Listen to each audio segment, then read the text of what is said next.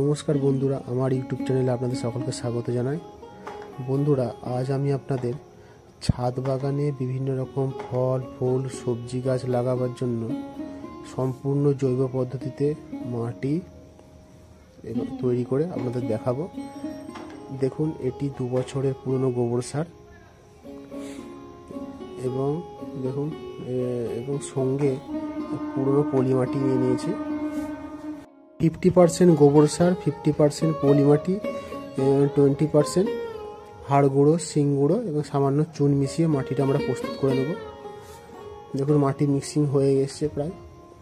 মাটিটা আগে মিক্সিং করে রেখেছিলাম, তাও আপনি দেখাবার জন্য আবার প্রস্তুত করে দেখাচ্ছি। 50% মাটি, 30% গোবর সার এবং শিং গুঁড়ো, হাড় গুঁড়ো 20%, চুন সামান্য মিশিয়ে নিচ্ছি মাটিটা তৈরি করার জন্য। এই মাটিতে আপনারা সমস্ত রকমের ফুল ফল সবজি লাগাতে পারবেন। কোনো রকম রাসায়নিক সার ছাড়া ছাদ বাগানে এইভাবে মাটি প্রস্তুত করে গাছ লাগাবেন। আপনাদের গাছ গ্রোথ দেখবেন কীরকম হয়। সামান্য গুঁড়ো খোল মিশিয়ে নিচ্ছি আমরা। মাটিটাকে ভালোভাবে এরপরে ভালোভাবে মিক্সড করে নিতে হবে। মাটিটা ভালোভাবে মিক্স হয়ে গেলে এরপরে এই মিক্সিং করা মাটিটাকে মিনিমাম 21 দিন সামান্য জল ছড়িয়ে ভিজিয়ে একটি বস্তায় অথবা কোনো মাটির পাত্রে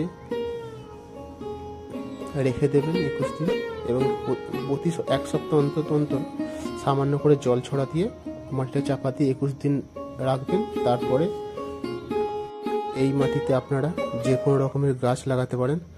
গাছ কোনো রকম ক্ষতি হবে না, শিকড় পচার কোনো প্রবলেম আসবে না, গাছের গ্রোথ দেখে আপনারা পাগল হয়ে যাবেন। তবে আপনারা চাইলে এই মাটিতে ডিরেক্টলিও গাছ লাগাতে পারেন, কোনো কিছু প্রবলেম হবে না আশা করি। আমি সাজেস্ট করব আপনারা অবশ্যই মাটিটাকে 21 দিন ভালোভাবে পচিয়ে নেবেন। ছাদ বাগানে রাসায়নিক সার ইউজ করলে কী কী সাইড এফেক্ট হয় সেটি আপনাদের সাথে শেয়ার করছি। রাসায়নিক সারে ব্যবহারের তারতম্যের ফলে চারা গাছ মরে যায়, বিশেষ করে গোড়া পচন এসে যায়, গোড়া সরু হয়ে যায়। ওয়েভের মাত্রা অধিক হয়ে গেলে গাছটি 2-1 দিনের মধ্যেই মারা যায়। বিশেষ করে আম গাছের ক্ষেত্রে ছালপাটা রোগ, আঠা ঝরা রোগ, গ্যামোসিস এসে যায়, মাটির টবে নোনা লেগে যায়। ছাড়াও লেবু গাছের ক্ষেত্রে ছালফাটা রোগ, আঠা ঝরা রোগ বৃদ্ধি পেয়ে যায় এবং গাছটি মারা যেতে পারে। যেহেতু আমরা এগুলি বাড়িতে নিজেরাই ব্যবহার করব, আমি সাজেস্ট করব রাসায়নিক সার এড়িয়ে যাওয়াই ভালো। নতুন বাগানীদের বলবো, যারা নতুন নতুন গাছ লাগাচ্ছেন ছাদে, তারা অবশ্যই এইভাবে মাটি তৈরি করে গাছ লাগাবেন। আপনাদের একটিও গাছ মরবে না। যারা প্রথম ছাদ বাগান করছেন এবং ছাদে আম গাছ লাগাচ্ছেন, তাদের আমি সাজেস্ট করব প্লেন মাটি এবং সামান্য পরিমাণে চুন মিক্সিং করে আম গাছটি লাগান এবং গাছ সেট হয়ে গেলে মিনিমাম 3 মাস পরে আপনারা মাটিতে সার ইউজ করবেন। জৈব সার হিসাবে আমি যে মাটি তৈরি করলাম, এইভাবে মাটি তৈরি করে আপনারা লাগাতে পারেন। মাটি তৈরি প্রায় রেডি। আজ আমি আপনাদের ছাদ বাগানে তবে কিছু সবজি গাছ লাগিয়ে দেখাচ্ছি। বন্ধুরা, আজ আমি আপনাদের ছাদ বাগানে কিছু ফুলকপি গাছ, বাঁধাকপি গাছ, কিছু লঙ্কা গাছ লাগিয়ে দেখাবো। এটি একটি 6 ইঞ্চি গ্রো ব্যাগ। কিছু টব ও গ্রো ব্যাগে আপনাদের কিছু সবজি গাছ আমি আপনাদের লাগিয়ে দেখাচ্ছি। দেখুন, এর সঙ্গে আমি কিছু গাজরের দানা ছড়িয়ে দিলাম। ফুলকপি গাছটা যেদিন ফুলকপি হয়ে যাবে, ততক্ষণে আমার গাজর গাছগুলো সামান্য করে ম্যাচিউর হয়ে আসবে এবং ফুলকপিটা তুলে নেবার পরে গাজর গাছগুলোতে গাজর পাওয়া যাবে। আজ থেকে ঠিক 7 দিন পর আপনাদের এই গাছগুলোর গ্রোথ কীরকম হয়েছে সেটি নিয়ে একটি ভিডিও নিয়ে আসবো। দেখুন, প্রতিটা গ্রো ব্যাগে ফুলকপি গাছ এবং কিছু গাজর গাছের দানা ছড়িয়ে দিলাম। গাজর গাছ বাড়তে বাড়তে ফুলকপি বড় হয়ে যাবে, তো আমার গ্রো ব্যাগটিও ফাঁকা থাকবে না। সামান্য জল মিশিয়ে দিলাম। এবারে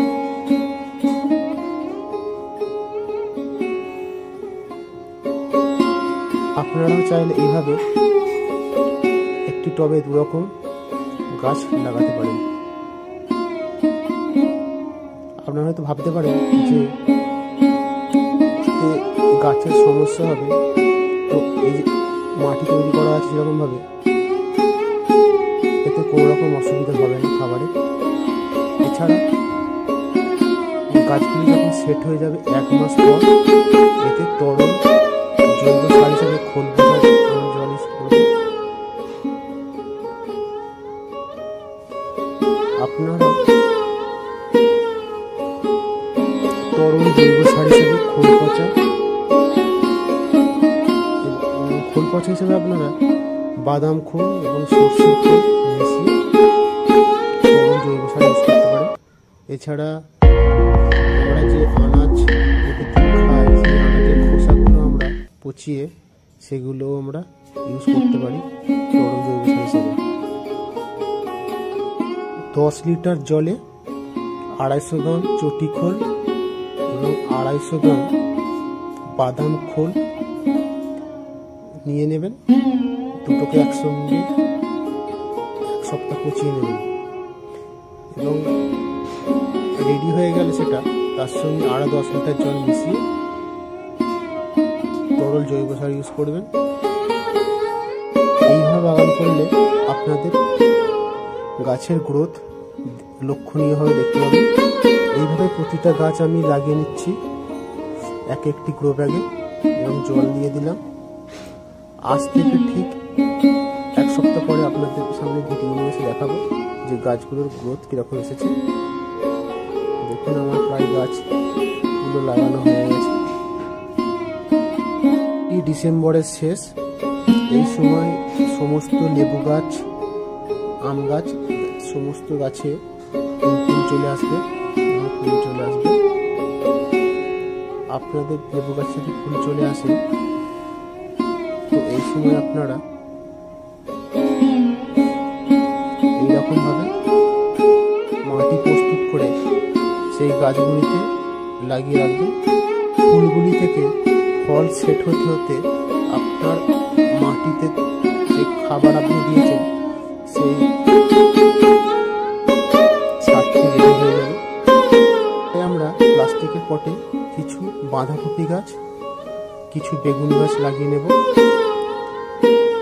চাইলে এইভাবে মাটি প্রস্তুত করে এই টবের মাটিতে বাঁধাকপি, ফুলকপি, টমেটো, গাজর, ওলকপি সব কিছু লাগাতে পারবেন।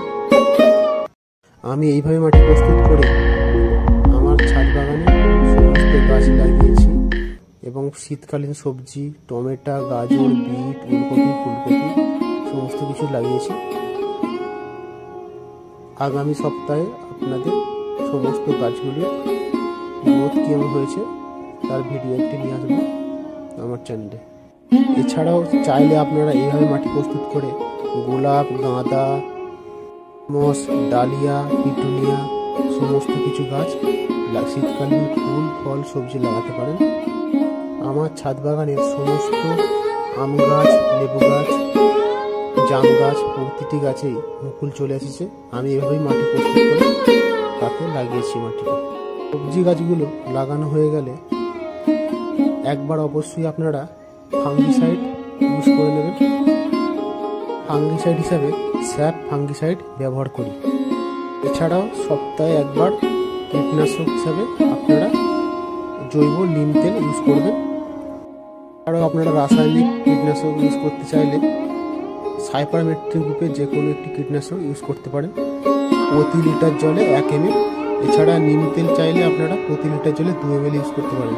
দেখুন আমি একটি টবে 3টি করে ফুলকপি গাছ লাগিয়েছি এবং সেকেন্ডারি ফসল হিসাবে আমি কিছু গাজরের দানা ছড়িয়ে দিলাম।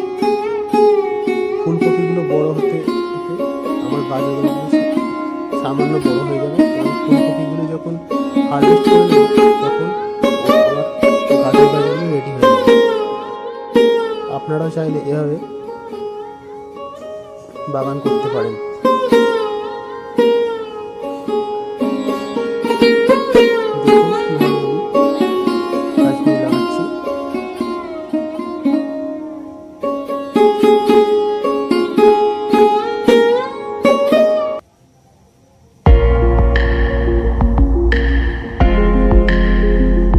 অনেকেই ভাবতে পারেন ছোট জায়গাতে এতগুলো গাছ লাগানো হচ্ছে, তো গাছগুলো গ্রোথ কেমন হবে, গাছগুলো সাকসেসফুলি বড় হবে কি না।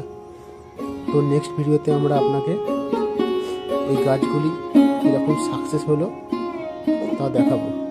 তো ভিডিওটি আর বেশি বাড়াবো না। ভিডিওটা যদি ভালো লেগে থাকে অবশ্যই ভিডিওতে একটি লাইক, চ্যানেলটি সাবস্ক্রাইব করবেন এবং কমেন্ট করে জানাবেন ভিডিওটি কেমন লাগলো। এইরকম নতুন নতুন ভিডিও পেতে আমার চ্যানেলটি অবশ্যই সাবস্ক্রাইব করবেন এবং চ্যানেলটি নিয়মিত ফলো করবেন। আজ থেকে ঠিক 7 দিন পরে গাছগুলি কীরকম গ্রোথ নিল বা কখন স্টেজে পৌঁছালো সেই নিয়ে একটি ভিডিও আমার চ্যানেলে নিয়ে আসবো। তো অবশ্যই সবাই ভালো থাকবেন।